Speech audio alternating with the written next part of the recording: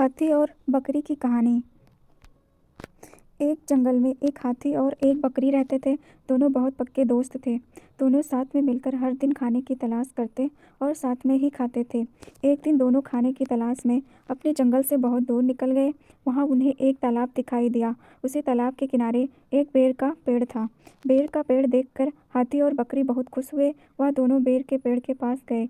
फिर हाथी ने अपनी सूंड से बेर के पेड़ को जोर से हिलाया और जमीन पर ढेर सारे पके हुए बेर गिरने लगे। बकरी जल्दी जल्दी गिरे हुए बेरों को इकट्ठा करने लगी। संयोगवश उसी बेर के पेड़ पर एक चिड़िया का घोंसला भी था, जिसमें चिड़िया का एक बच्चा सो रहा था और चिड़िया दाने की खोज में कहीं गई हुई थी। बेर का पेड़ जोर से हिलाने के कारण चिड़िया का बच्चा घोंसले से बाहर तालाब में गिर पड़ा और डूबने लगा। चिड़िया के बच्चे को डूबता हुआ देखकर उसे बचाने के लिए बकरी तालाब में कूद गई, लेकिन बकरी को तैरना नहीं आता था। इस वजह से वह भी तालाब में डूबने लगी। बकरी को डूबता हुआ देखकर हाथी भी तालाब में कूद गया और उसने चिड़िया के बच्चे और बकरी दोनों को डूबने से बचा लिया।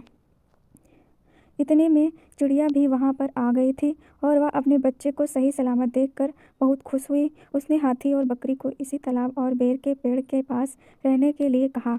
तब से हाथी और बकरी भी चिड़िया के साथ उस बेर के पेड़ के नीचे रहने लगे। कुछ ही दिनों में चिड़िया का बच्चा बड़ा हो गया। चिड़िया अपने बच्चे के साथ जंगल में घूमकर आती थी और हाथी और बकरी को जंगल में किस पेड़ पर फल लगे हैं इसकी जानकारी देती थी। इस तरह हाथी, बकरी और चिड़िया मज़े में रहते और खाते पीते थे। कहानी से हमें यह सीख मिलती है कि किसी का बुरा नहीं करना चाहिए। अगर हमारी गलती से किसी को परेशानी होती है तो उस गलती को सुधारना चाहिए और मनमुटाव दूर करते हुए एक दूसरे की मदद करनी चाहिए।